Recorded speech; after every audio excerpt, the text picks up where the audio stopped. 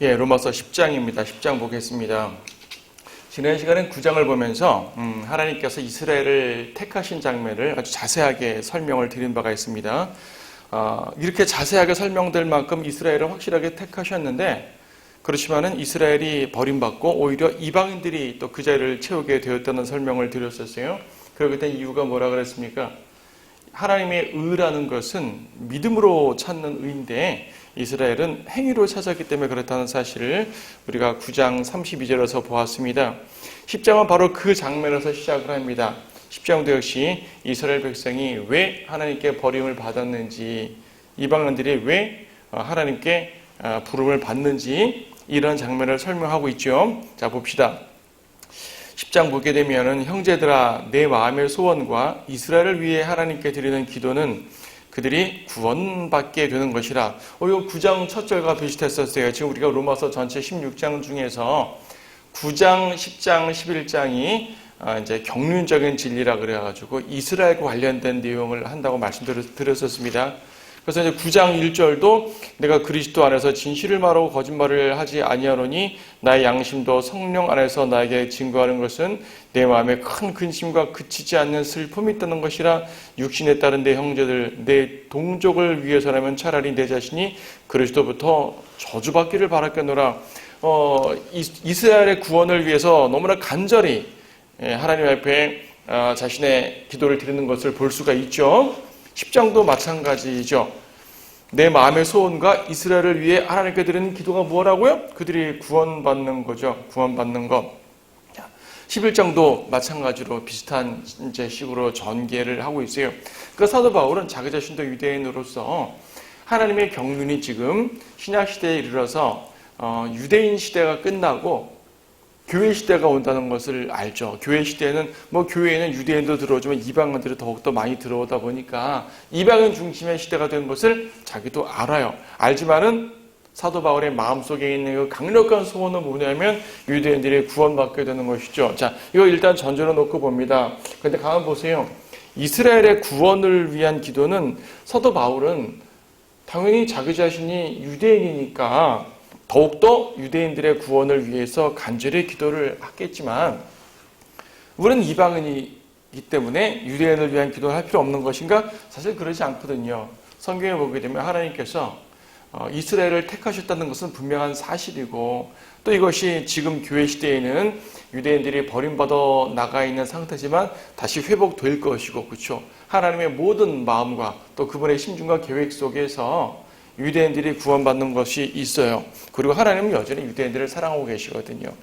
그래서 우리도 역시 유대인들의 구원을 위해서 기도하는 것은 좋은 자세입니다. 사실 그렇게 해야 돼요. 하나님께서는 구약에서 여러 번에 걸쳐서 이스라엘을 축복하는 자는 복을 받고 아브라함의 언약부터 내려오는 거죠. 이스라엘을 저주하는 자는 저주를 받는다는 말씀을 많이 했잖아요. 예루살렘의 화평을 위해서 기도하라고 하였습니다. 그래서 우리는 이스라엘을 위한 기도를 해야 되는데 사도 바울의 기도가 하나의 모범이 될 것이에요. 자, 그런데 이어진 내용 보게 되면 그 자체가 주제는 아니죠. 이전에 내가 그들에 대해 증거하노니 그들에게는 하나님께 대한 열성을 있으나 지식을 따라 된 것은 아니라고 말합니다. 이스라엘 백성은 열성이 있어요. 예, 열성이 있죠. 이스라엘은 하나님께 택함받은 백성이니까 얼마나 더 열성이 있겠습니까? 하지만 그들의 열성은 지식을 따라 된 열성이 아니란 얘기죠. 어떤 지식? 하나님에 대한 지식, 올바른 지식, 진리에 대한 지식, 그렇죠. 진리의 지식에 기반되지 않고 그냥 열성만 있는 것이죠. 그러면 하나님의 뜻에 합당치 않죠. 우리가 기도하고 사역하고 주님을 위해서 일하는 모든 것들이 하나님의 뜻을 위한 것인데 말입니다. 하나님의 뜻과 관계없는 기도를 하면 주님께서 듣지 않으시죠. 밤새 차려 기도하면 뭐예요? 며칠 동안 금식 기도하면 뭐예요? 하나님의 뜻과 관계없는 기도하게 되면 듣지 않으시는 거 아니겠어요? 아무리 열심히 교회 일을 열심히 하고 사역을 열심히 하면 뭐예요? 하나님의 뜻에 맞지 않으면 안 되는 거 아니겠습니까? 하나님의 뜻을 알려면은 말씀을 봐야죠. 말씀이 진리입니다. 하나님 말씀 속에 있는 올바른 그 뜻을 찾아야 합니다. 구약적인 것이고 신약적인 것이지만 지금 이스라엘 같은 경우는요, 행위에 얽매여 있다 보니까 진정한 하나님의 뜻을 말씀 속에서 찾지 못했습니다. 하나님께서는 그 말씀에 그분의 뜻을 계시해 주셨는데 말이에요. 거기 있잖아요. 그렇죠?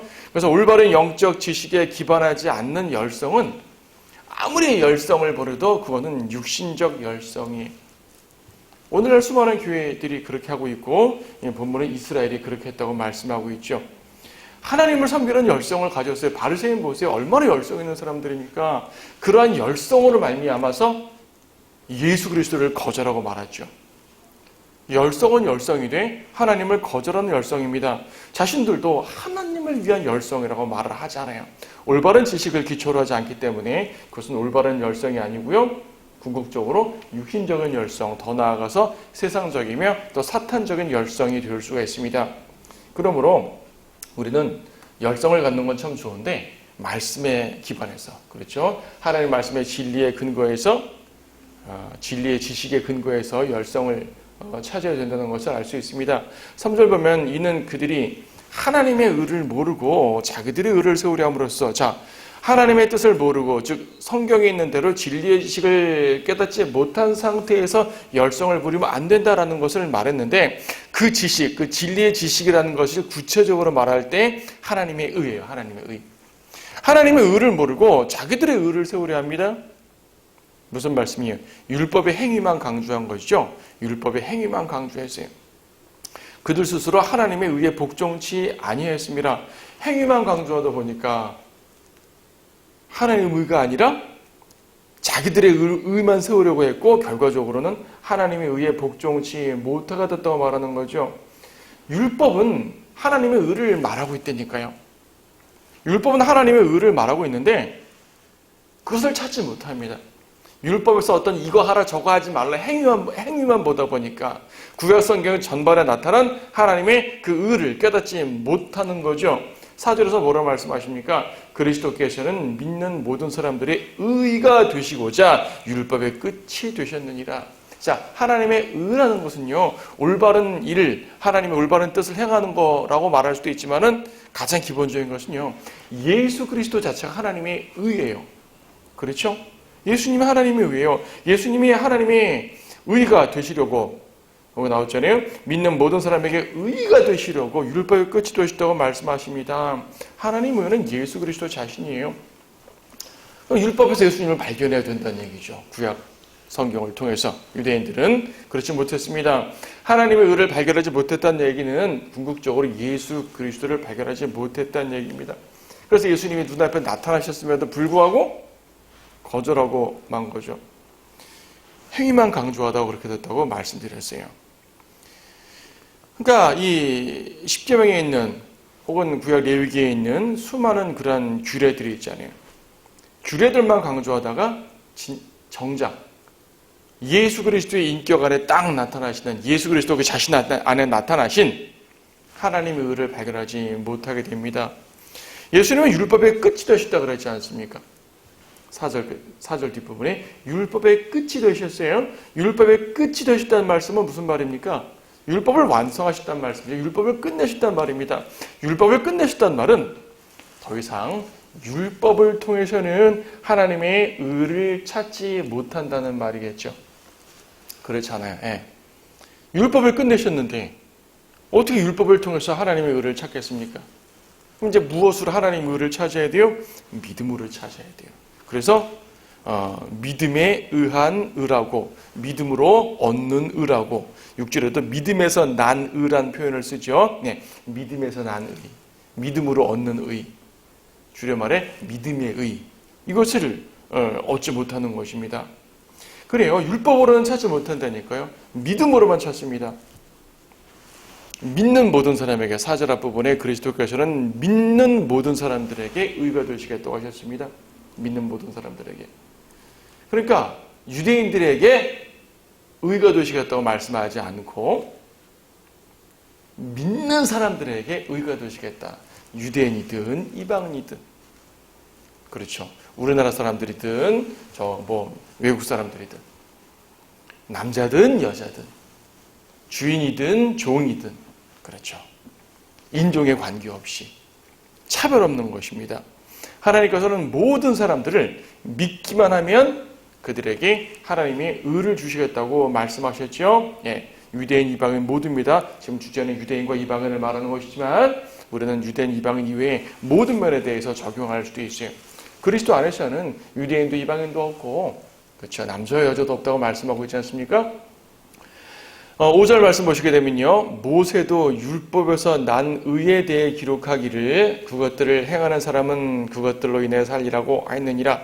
그러나 믿음에서 난 의는 이같이 말하기를 내 마음에 누가 하늘에 올라갈 것인가 하지 말라 하였으니 그것은 그리스도를 위로부터 모셔 내리려는 것이요, 또한 누가 깊은 곳으로 내려갈 것인가 하지 말라 하였으니 그것은 그리스도를 죽은 자들로부터 다시 모셔 올리려는 것이라. 그러나 그것이 무엇을 말하느냐? 말씀이 내게 가까워 내 입에 있으며 내 마음에 있노라 하였으니 곧 우리가 전파하는 믿음의 말씀이라. 내가 내 입으로 주 예수를 시인하고 또 하나님께서 그를 죽은 자들로부터 살리신 것을 내 마음에 믿으면 구원을 받으리라 그랬습니다.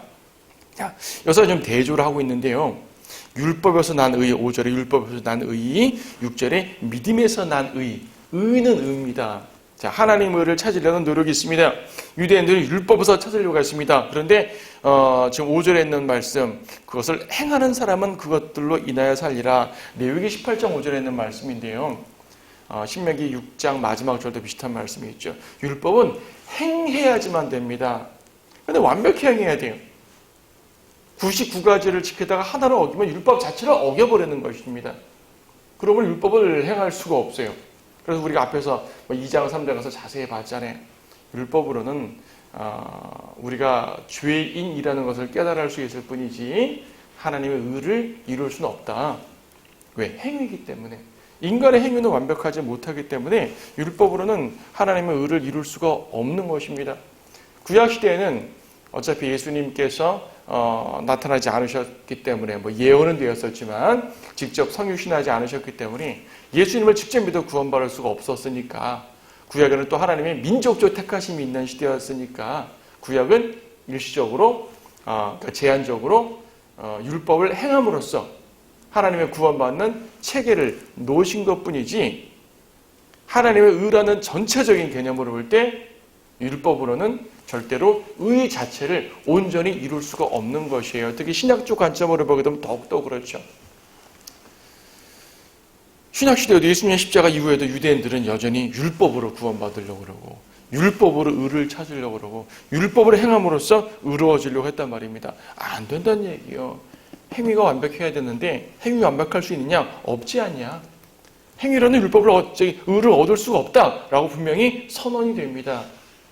6절은 대조되죠. 믿음에서 난 의입니다.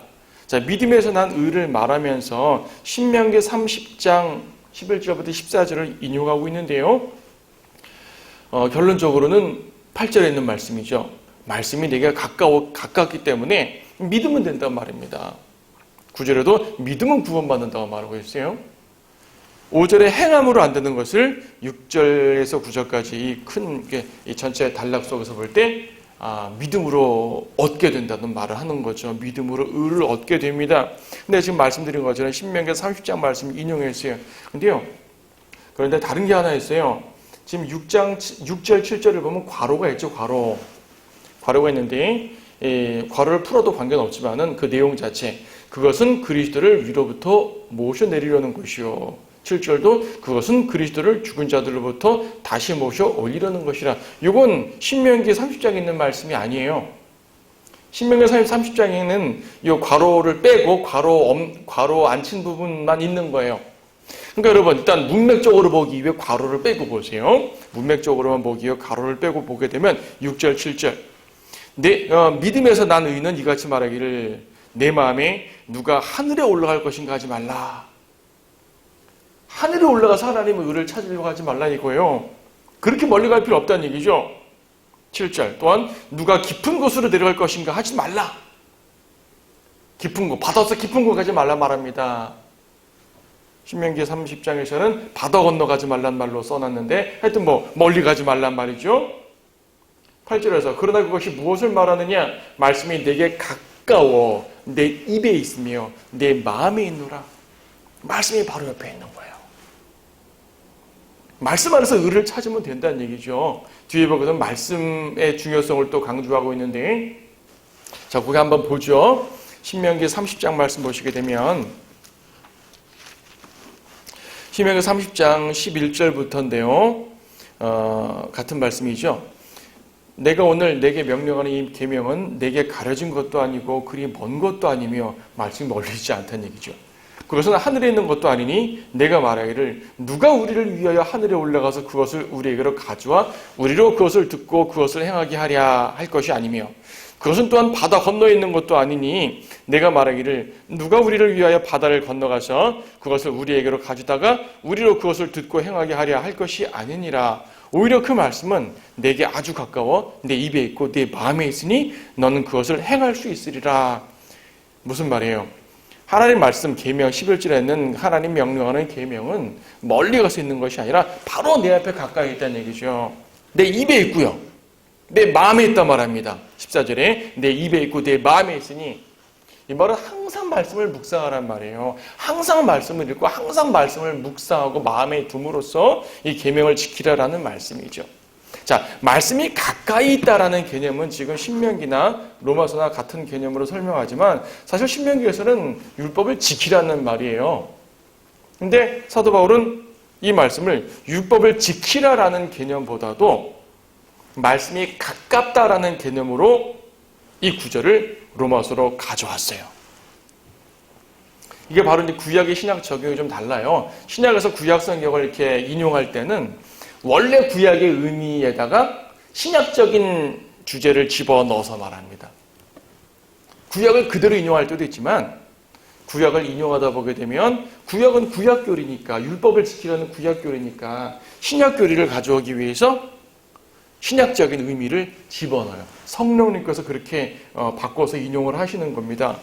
그래서 여기다는 로마서에서는 그리스도라는 말을 집어넣었잖아요. 구약이 아까 신명기 봤지만 그리스도란 말 없죠. 구약의 개념은 단순하게 누가 의를 찾으러 하늘에 올라갈 것인가 하지 말라. 말씀에 있다. 이 말일 뿐인데 로마서에서는 그 말을 하면서 하늘로 올라가지 말라. 그러면 그리스도를 모셔오려는 것이요. 깊은 곳으로 가지 말라. 그리스도를 일으켜 세우려는 것이라 그 말입니다. 물론 예수님께서는 죽은 자들로부터 일으켜 세우신 것, 일어나신 건 맞고요. 또 재림하실 때는 하늘로부터 오시는 건 맞죠. 근데 우리가 억지로 찾아가서 내려오라 하지 말라는 얘기입니다. 억지로 깊은 곳에서 그리스도를 끌어올리려 하지 말란 말입니다. 무엇을 찾기 위해? 의를 찾기 위해. 의라는 것은, 하나님의 의라는 것은 예수 그리스도 아닌가? 그러므로 예수 그리스도를 찾아야지 하나님의 의를 얻는 것이니까 오케이, 하나님의 의를 얻기 위해 하늘로 올라가서 그리스도를 끌어내려오자. 말도 안 돼. 어떻게 그렇게 돼? 하나님의 의이신 예수 그리스도를 위해서 모셔 올려오자. 내 곁에 두자. 그런 말이 아니라는 얘기입니다. 로마서는 그렇게 말하고 있어요. 하나님의 의를 얻어야 되는데 당연히 예수 그리스도가 하나님의 의인데 그렇게 억지로 끌어올라오지 하지 말라. 굳이 하늘에 올라가고 땅 아래 안 가도 된다. 어디 있다고요? 8절. 그러나 그것이 무엇을 말하느냐? 말씀이 내게 가까워 내 입에 있으며 내 마음에 있노라. 곧 우리가 전파하는 믿음의 말씀이라. 멀리 안 가도 된다는 얘기예요. 여기 있다는 얘기죠. 하나님 말씀 안에 그분의 의가 있는 것이에요.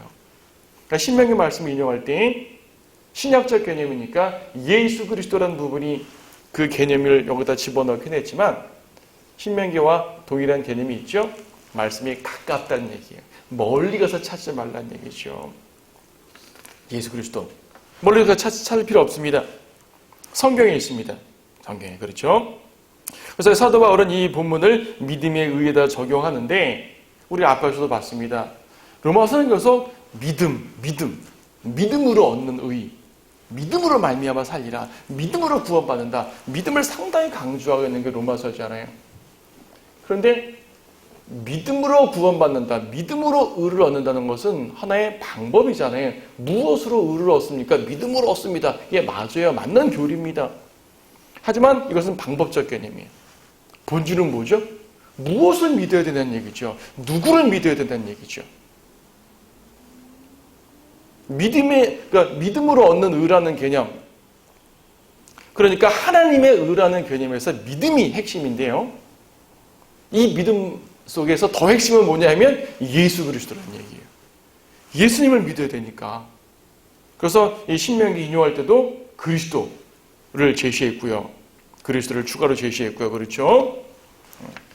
하나님의 의를 얻는 방법, 다시 말해서 믿음으로 얻는 것이다. 자, 10절에 있었죠. 이는 사람이 마음으로 믿어 의에 이르고 입으로 고백하여 구원에 이르기 때문이라. 마음으로 믿어 의에 이른대요. 마음으로 믿어. 근데 누굴 믿는 얘기예요? 9절. 내가 내 입으로 주 예수를 시인하고 또 하나님께서 그를 죽은 자들로부터 살리신 것을 내 마음에 믿으면 구원을 얻으리라. 자, 9절과 10절은 같은 말을 반복한 겁니다. 10절은 믿음으로 의에 이른다고 말씀하고 있고 9절은 믿음으로 구원을 받는다고 말씀하고 있습니다. 둘이 다른 게 아니죠. 구원을 받으나 의에 이르나 같은 것입니다. 같은 것을 다르게 표현한 것이죠. 그런데 9절에서는 그 믿는 대상을 분명히 했잖아요. 10절에서는 믿음으로 의를 얻는다. 9절에서는 누구를 믿느냐? 예수 그리스도를 믿는다라는 말이죠. 예수님을 믿어야 돼요. 예수님의 죽음과 부활. 지금 9절에서는 죽은 자들로부터 살리신 것을 부활을 핵심으로 뒀습니다. 근데 그렇다고 부활만 전하는 건 아니겠죠. 당연히 예수님의 부활을 믿는다는 말은 죽음을 믿는다는 말이니까 예수님의 죽으심과 부활을 믿어야 구원을 받아요. 자, 복음의 핵심입니다. 이 부분에 대해서는 성경의 다른 부분에서 강조했습니다. 특히 여기서 조심할 게 있는데 지금 9절 같은 경우에 입으로 시인하고요. 또 마음으로 믿는다는 말이 있습니다. 10절도 마음으로 믿는다는 말이 있고 입으로 고백한다는 말이 있어요. 자, 고백이나 시인이나 같은 말이니까 자, 입으로 고백하는 것과 마음으로 믿는 것, 이 둘을 구분하는 사람들이 있는데 구분하지 마세요. 말은 이런 것이에요. 저는 예수님 믿고 마음으로 믿었는데 입으로 영접 기도를 못했어요. 그럼 구원받은 거예요? 라고 묻습니다. 당연히 받은 거죠. 그렇죠? 전 입으로 기도를 해야 되는데 입으로 기도하지 않고 마음으로만 기도했습니다. 그래도 구원받는 건가요? 입으로 시인해야지 구원받는다고 말하는데 저는 입으로 안 하고 마음으로만 했어요. 그따지지 말라는 얘기예요. 영접 기도가 구원받는 방법도 아니거니와 예수님을 영접하라 그랬지 영접 기도하라는 말을 안 했어요. 기도라는 것은 이제 우리가 누군가를 구령할 때 그 사람이 혼자 영접하기 어려우니까 도와주는 것이지요. 또 어떻게 영접할지 모르는 사람들에게 이제 영접 기도문을 잘 써가지고 다시 말해 우리가 어떻게 주님을 고백하는지를 설명해 주기 위해 초신자들에게 안내해 주는 것이지 영접 기도문, 전도지 뒤에 있는 영접 기도문을 했다고 구원받고 안 했다고 구원 안 받고 그런 거 아닙니다. 안에는. 그러니까 그게 중요한 것이 아니에요. 영접을 하는 게 중요하죠. 영접을 어떻게 영접해요? 요한복음 1장 12절에 보게 되면 믿는 것이고 영접이라 그랬어요. 마음으로 믿는 것입니다. 마음으로 믿으면 입으로 고백을 하게 돼 있어요. 믿음과 고백은 거의 동의어입니다. 연결된 개념이지 분리된 개념이 아니에요. 가끔 이런 분들 계시잖아요. 말을 못하는 분이 있어요. 당연히 말을 못하는 사람은 마음으로만 영접해도 영접한 것, 마음으로만 믿어도 그것이 곧 영접이죠. 그렇죠. 입으로 시인할 수가 없잖아요. 어떤 분은 부끄러워서 정말 부끄러워서요. 정말 마음으로 믿는데 부끄러워서 입 벌려서 이렇게 영접기도 못한 사람이 있어요. 괜찮아요. 그분이 진정 믿었으면 구원 받은 것이에요. 엄밀히 말해서 그런 사람이 있을 수 있다는 얘기죠. 그러니까 이것은 꼭 입으로 꼭 해라, 입술을 벌려서 정확하게 말하라 개념이 아니라 마음으로 믿은 것은 입으로 고백하게 되었습니다. 제자들이 예수님을 주여라고 고백했잖아요. 예수님을 주님이라고 고백을 합니다. 예, 여기 13절도 있네요. 주의 이름을 부르는 자는 누구나 구원을 받으리라. 예수님을 진정으로 부르는 거예요. 내 마음에 예수님을 믿고 그분이 나를 구원하신 구세주님을 믿고요. 그분을 주님이라고 부르는 것이 구원받는 것입니다. 물론 마음으로 믿지 않고 입으로만 고백하는 사람들이 있죠.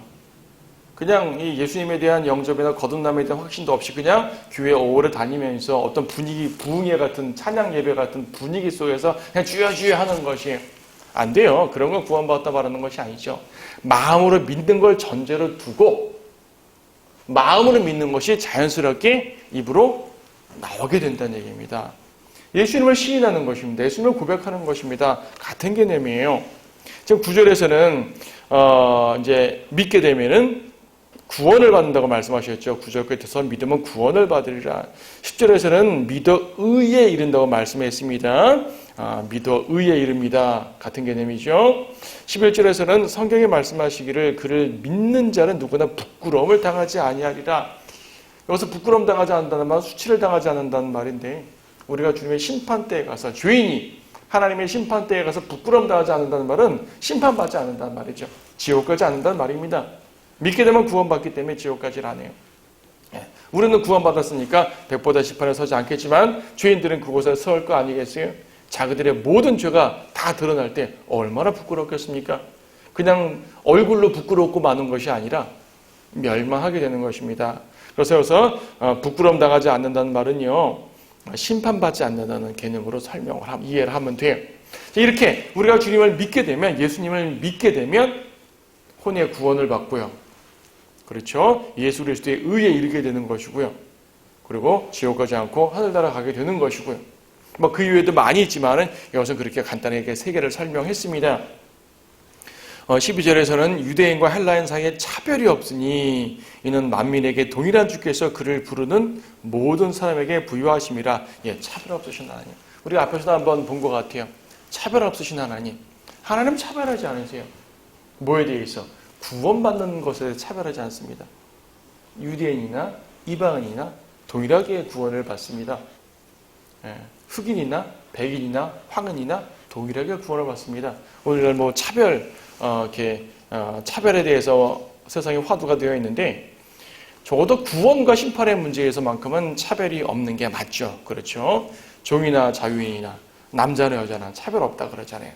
구원받고 심판받는 것에 대해서는 차별이 없습니다. 여기서는 어떤 의미로 차별이 없다 말합니까? 이는 만민에게 동일한 주께서 그를 부르는 모든 사람에게 부유하시면, 그를 부르는,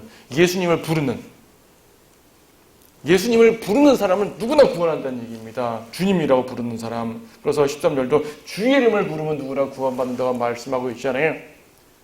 예수님을 부르는 것이요, 오 주여.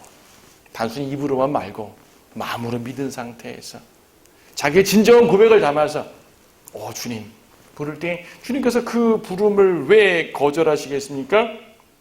유대인이나 이방인이나 관계없이 누구나 부르기만 하면 구원받는다. 자, 어렵지 않아요. 쉬워요. 8절에서는 믿음으로 얻는 의가 예수 그리스도라고 해서 예수님을 내 옆에 두기 위해 저 하늘이나 저 깊은 곳으로 가지 말라. 말씀에 있다. 말씀은 우리 입에 있고 우리의 마음에 있으니까 바로 옆에 있다. 어려운 게 아니다. 믿음으로 얻는 의는 바로 옆에 있다고 8절도 말했고, 13절도 믿기만 하면, 부르기만 하면 구원받는다고 말했죠. 그렇죠? 믿고 부르면 구원을 받는 것입니다. 믿고 부르는 것. 아까도 말씀드렸듯이 믿는 것과 시인하는 것은 동일한 개념으로 설명되는 것이에요. 지금 어휘가 지금 믿는 것과 부르는 것으로 연결하고 있습니다. 믿고 부르는 것, 믿고 시인하는 것, 믿고 고백하는 것, 별도가 아니에요. 연결된 개념입니다. 근데 만약 여기서 믿고 행하는 것으로 설명했다 칩시다. 믿고 행하면 구원을 받으리라 라고 만약에 기록되어 있다 칩시다. 그럼 그건 구약이에요, 신약이에요? 구약이죠. 유대인들이 추구한 게 그거라고요. 그런데 지금 이거 로마서 아닙니까? 신약시대 교리 아닙니까? 신약시대 교리의 믿음과 행위를 짝으로 해서 설명할 수가 없어요. 특히 구원의 교리를 말할 때 믿음과 행위를 말할 수 없어요. 하나님께서 다 거기에 맞춰서 기록하신 것입니다. 왜 믿고 행하는 자라고 쓰지 않고 믿고 고백하는 자라고 썼겠어요? 여러분은 믿음의 고백을 드리면 됩니다. 다 그렇게 해서 구원받은 거 아니겠어요? 죄인들에게 복음을 전할 때도 믿음의 고백을 하도록 해야 됩니다. 믿게 해야 되는 것이죠. 그 마음을 열고 예수님을 영접하게 해야 되는 것이죠. 그런데 이것이 쉽다고요, 어렵다고요? 쉽단 말입니다. 누구나. 구원을 받으려고 열심히 왔는데 천국문 앞에서 너는 안 돼. 왜요?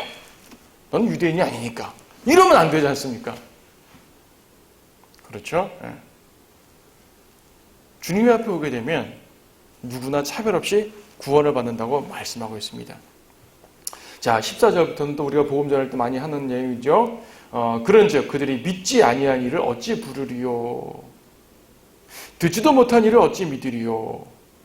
자, 믿음은 구원받는다는 아주 간단하고 명료하고 쉬운 방법을 제시했는데 질문할 수 있잖아요. 근데 어떻게 믿죠? 그 사람들에게 이 말씀이 전파되어야 믿는 거 아닙니까? 말씀이 바로 내 옆에 있다면서요, 8절에서. 근데 말씀이 내 옆에 없는 사람도 있잖아요. 그래서 그들에게 전파하라고 말씀하고 있는 것이죠. 그런즉 그들이 믿지 아니한 일을 어찌 부르리요? 듣지도 못한 일을 어찌 믿으리요? 전파하는 자가 없이 어찌 들으리요? 파송되지 아니하였는데 어찌 전파하리요? 그래요. 파송을 하고요. 그럼 그거 전파하고요. 그럼 누군가가 듣겠죠. 그럼 믿는 것입니다. 그럼 하나님은 예수님을 부르는 거죠. 오 주여 제가 주를 믿습니다. 부르게 됩니다. 17절도 그러므로 믿음은 들으면서 나오며 들음은 하나님의 말씀에 의해서니라. 자, 말씀을 전하면 듣고 믿음이 생겨 구원을 받는 거잖아요. 그래요. 하나님의 의는 누구나 얻을 수 있다니까요. 쉬워요. 하지만 전하지 않으면 아무도 얻을 수 없습니다. 지금 이 로마서의 전체적으로 10장에서 전체적으로 이 말씀들은 하나님께서 하시는 것입니다. 하나님께서 그분의 의를 주시는 것이고 죄인들에게 그분의 의를 받아들이려고 하는 것입니다. 어렵지 않게 바로 옆에 주셨고 또 믿기만 하면 된다는 이런 간단한 원리를 주셨어요. 근데 거기에 우리 성도들이 하나님의 일에 동참할 것이 하나 있습니다. 그것은 바로 전파하는 거죠. 하나님께서 아무리 쉬운 방법을 마련해 놓으셨으면 뭐예요? 그걸 들어야 될 거 아니겠어요, 죄인들이. 아무리 하나님께서 유대인 말고 이방인도 구원할 거야? 라는 구원 계획을 세워놓으셨으면 뭐예요? 그 이방인들이 들어야 될 거 아니겠어요? 듣지 않고 예수님을 구세주로 알 수 있는 사람은 세상에 한 명도 없으니까. 그렇죠. 그래서 전하라고 하는 것입니다. 전하라고. 그래서 이제 15절 뒷부분에 인용되어 있죠. 이사야 52장 말씀을 인용해 놓으셨는데 화평의 복음을 전하며 좋은 일들의 기쁜 소식을 가져오는 자들의 발이 얼마나 아름다운가. 예, 복음 전파의 중요성을 강조하고 있죠. 복음 전파자의 발이 아름답답니다. 왜 아름답죠? 하나님의 의를 이루는 도구가 되기 때문이에요. 그냥 단순하게 그래 내 발을 들여서 주님의 일을 하자. 저 먼 곳에 가서 내 손을 펼쳐서 복음을 전하자. 그래 내 발이 쓰이니까 참 아름답겠지. 예, 맞아요. 여러분들 복음 전파에 쓰이니까 여러분 발은 참 아름답습니다. 예쁜 구두를 신지 않으셔도 발이 아름답습니다. 예, 발이 이렇게 저렇게 생겨도 발은 복음 전파자의 발은 아름답습니다. 왜? 하나님께 쓰임을 받으니까. 근데 무엇에 쓰임을 받는다고요? 하나님의 의를 이루는 데 쓰임 받아요. 유대인도 찾지 못했던 하나님의 의를 전해주는 데 쓰임 받는 거죠. 바리새인도 구약성경을 달달 읽으면서 탈무드를 달달 읽고 모든 랍비들의 주석을 달달 읽고 그걸 가르쳤던 그 바리새인들도 절대 찾지 못하는 하나님의 의를 여러분의 발이 찾도록 쓰임 받는 것이에요. 그러니까 죄인들에게 그걸 찾아주도록 하나님의 의를 찾아주도록 쓰임받는 것이 얼마나 아름다운 거예요. 그렇죠. 구약성경 이사야서 52장 7절에 이 말씀이 인용되어 있는데 구약성경에 인용된 것은요. 바벨론 포로로 잡혀갔던 유대인들이 돌아오는 것. 이 소식을 전하는 것을 기쁜 소식이라 말해요. 근데 또 아까 말씀드렸듯이 사도 바울은 구약을 인용하면서 구약적인 개념을 신약적 개념으로 바꿔서 인용을 한다 그랬죠. 성령님께서 신약적인 교리를 주시기 위해서 그래요. 그것을 복음 전파자의 발로서 설명을 하는 것이에요. 복음 전파자의 발. 여러분들은 모두 이 아름다운 발을 가질 수가 있습니다. 화평의 복음이에요. 네. 그런데요 16절 보니까 그러나 그들이 모두 복음에 순종한 것은 아니니라. 이사야가 말하기를 주여 우리가 전한 말을 누가 믿었나이까? 하나님께서는 구원받는 방법을 아주 쉽게 마련해 두시고 또 그분의 종들을 통해서 복음을 전파하여 죄인들로 하여금 복음을 듣도록 쉽게 듣도록 마련해 주셨으나 모두가 듣는 건 아니라는 얘기죠. 여러분들 복음 전할 때 그렇지 않습니까? 모두가 순종하지 않습니다. 듣기는 다 들어도요 순종하지 않아요. 예수님 영접하지 않아요. 자기 죄를 고백하지 않습니다. 구원받지 못합니다. 여기서는 특히 유대인들을 중심으로 말하고 있습니다. 유대인들, 말씀이 전파되었지만 그들은 믿지 않았다. 그렇죠? 분명히 구약에서도 파송되고 전파되고 이 과정은 똑같아요. 선지자들을 하나님께서 선지자들을 파송하셨고 선지자들은 전파하셨고 그렇죠? 군중들은 들었고요. 근데 믿음으로 형성되지 않는 것입니다. 믿음으로 형성되지 않아요. 그래서 우리가 아무리 복음을 전해도 거절한 사람들은 있기 마련입니다. 특히 유대인들이 그렇습니다. 18절에서 그러나 내가 말하노니 그들이 듣지 아니하였느냐? 유대인들이 듣지 아니하였느냐? 들었다는 얘기입니다. 그래도 거절했어요. 물론 여기서 그들을 이방인으로 봐도 돼요. 이방의 죄인들로 봐도 관계없어요. 그들이 듣지 않았느냐? 들었습니다. 하지만 지옥 갑니다. 자, 교리적으로는 유대인 쪽으로 보는 내용입니다. 19절도 그러나 내가 말하노니 이스라엘이 알지 못하였느냐? 18절에서 이스라엘은 들었어요. 하지만 거절했어요.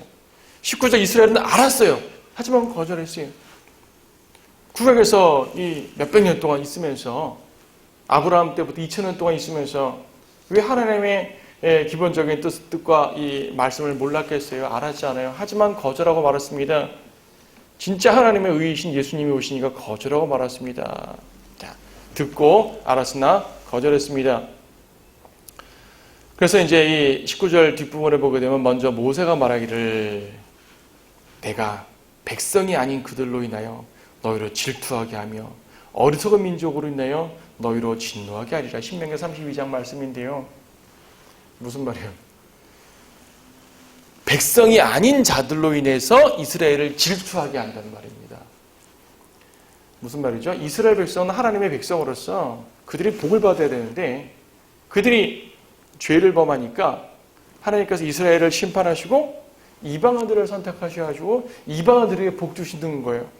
이스라엘은 그걸 보고 질투하는 거죠. 아니 하나님께서 우리를 복 주셔야 되는데 우리를 심판하시고 왜 저들이 복 받는 것입니까? 질투하게 된다는 얘기죠. 이것은 하나님께서 믿지 않는 이스라엘을 심판하신다는 말씀이죠. 심판. 20절도 말씀하십니다. 20절과 21절은 연결해서 이사야 65장 1절 2절 말씀을 인용했는데 거기도 나오죠. 이사야는 매우 담대히 말하기를 내가 나를 찾지 않는 자들에게 발견되었으며 나에게 묻지 않는 자들에게 나타났느니라. 나를 찾지 않는 자들, 이방인들은 나타나신 것이에요. 그러니까 이스라엘이 그냥 신약시대에 한번 거절한 게 아니잖아요. 이스라엘은 구약시대부터 보게 되면 하나님을 지속적으로 거절하는 역사가 꽤 많지 않습니까? 예, 많아요.